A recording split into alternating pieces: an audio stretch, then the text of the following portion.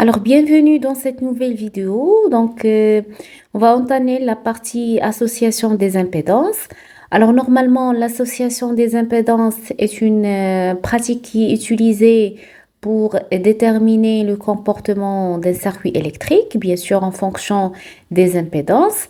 Et bien sûr, cela, bien sûr, peut être réalisé soit en série ou bien en parallèle. Alors, l'association série, maintenant, c'est alors lorsque les impédances sont connectées d'une manière ou bien en série. Donc, Z1, il est en série avec Z2, il est en série avec Zn. D'accord? Alors, dans ce cas-là, l'impédance équivalente est la somme, l'impédance équivalente en complexe est la somme de Z1 plus Z2 plus Z3 plus jusqu'à Zn. D'accord? Alors, cela signifie quoi? Cela signifie que les courants traversant chaque impédance et sont identiques. Et tandis que les tensions se répartissent selon les valeurs relatives à des impédances. C'est-à-dire, ici, je trouve U1, ici, je trouve U2, et ici, je trouve UN. D'accord?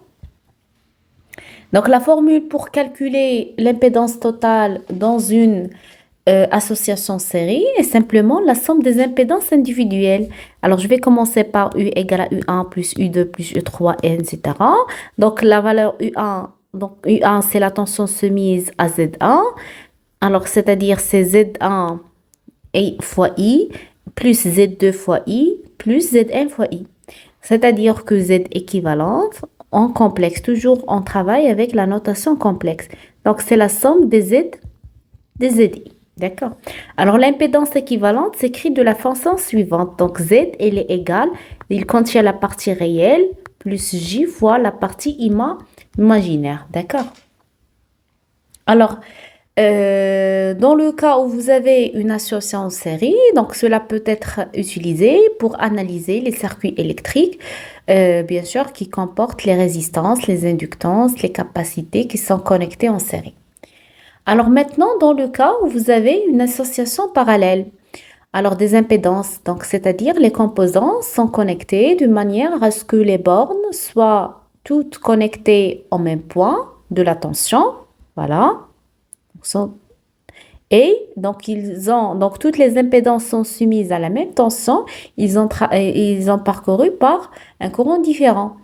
Donc dans ce cas-là, donc l'inverse, donc dans ce cas-là où vous avez donc le courant total I égale à quoi? C'est I1 plus I2 plus I3 jusqu'à IN, d'accord? Alors et I1, c'est là le courant traversant ou bien l'impédance Z1. C'est-à-dire, je peux écrire que c'est la tension soumise sur l'impédance Z1. Et aussi, c'est la même tension soumise sur l'impédance Z2 plus la tension soumise sur l'impédance Z3.